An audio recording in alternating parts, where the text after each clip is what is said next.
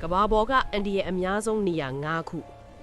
ကဘာမြေကြီးဟာလှပတဲ့တဘာဝအလှတွေနဲ့ပြည့်နှက်နေသလိုလူသားတွေမနီးကပ်တဲ့အန်ဒီရဲ့ပြင်းထန်တဲ့နေရာများလဲတည်ရှိလို့နေပါတယ်အချို့နေရာတွေမှာဆိုအပူချိန်လွန်ကဲမှုအချို့မှာတော့လေဖိအားကျန်းတတ်မှုအချို့မှာတော့တဘာဝတရိษံအန်ဒီရဲ့များကြောင့်အသက်ရှင်ရည်တည်ဖို့လွန်စွာခက်ခဲလာပါတယ်ဒီနေ့တော့ကဘာပေါ်ကအန်ဒီရဲ့အများဆုံးနေရာ9ခုကိုအသေးစိတ်ကြည့်ကြရအောင်ပါနံပါတ်1 Death Valley United States American နိုင်ငံမှာရှိတဲ့ Death Valley ဟာကမ္ဘာပေါ်မှာအပူဆုံးနေရာတစ်ခုဖြစ်ပါတယ်1973ခုနှစ်တွင်အပူချိန်56.8 ဒီဂရီစင်တီဂရိတ်အထိမှတ်တမ်းတင်ထားတာရှိခဲ့ပါတယ်ဒီလိုအပူလွန်ကဲမှုကြောင့်ရေဓာတ်ခန်းကြံခြင်း heat stroke ဖြစ်ခြင်းတို့ကြောင့်အသက်အန္တရာယ်ဖြစ်နိုင်ပါတယ်နွေရာသီတွင်မြေမျက်နှာပြင်အပူချိန်ဟာပိုမိုမြင့်တက်နိုင်ပြီးခရီးသွားနေတဲ့အချိန်မျိုးမှာဒီနေရာမှာကားပြတ်သွားပါကအချိန်မီအကူအညီမရနိုင်ခဲ့ရင်အချိန်တိုအတွင်းအသက်အန္တရာယ်ဖြစ်နိုင်ပါတယ်နံပါတ်2 Mariana Trench Pacific Ocean Pacific Ocean အတွင်းရှိ Mariana Trench ဟာကမ္ဘာအနက်ဆုံးပင်လယ်တွင်းကြီးဖြစ်ပါတယ်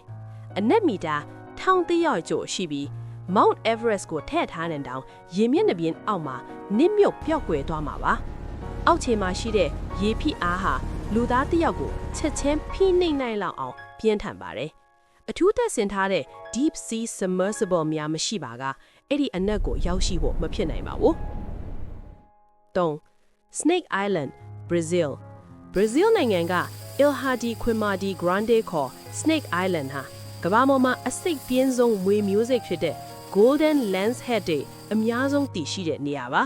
သူတေသနာအရစတူရန်မီတာအတိုင်းမှာမွေတစ်ကောင်ထက်မနည်းရှိနိုင်တယ်လို့ဆိုပါတယ်ဒီမွေမျိုးဟာအစိတ်ပြင်းလို့လူအသားကိုတောင်ပျက်စီးစေနိုင်ပါတယ်ထို့ကြောင့် Brazil အစိုးရကတာမန်လူများဝင်ရောက်ခွင့်ကိုတင်းကျပ်စွာကန့်သတ်ထားပါတယ်နံပါတ်4 Danakil Depression Ethiopia အာဖရိကတိုက်မှာရှိတဲ့ Danakil Depression ဟာကမ္ဘာပေါ်မှာနေထိုင်မှုခက်ခဲဆုံးနေရာများတဲ့ကတစ်ခုဖြစ်ပါတယ်အပူချိန်မြင့်မားမှုအဆိပ်ထမ်းငွေများနဲ့ Sulfur Springs မီးတောင်လှုပ်ရှားမှုများကြောင့်အဲ့ဒီနေရာကိုကမ္ဘာပေါ်ကအခြားဂရိုတလုံးလိုတောင်ခေါ်ကြပါတယ်။တစ်ပင်ပညာရှင်များအတွက်လေးလာရန်အရေးကြီးတော်လေတာမန်လူများအတွက်တော့အန်တီရဲ့အလွန်များလွန်ပါတယ်။နံပါတ်5 Antarctica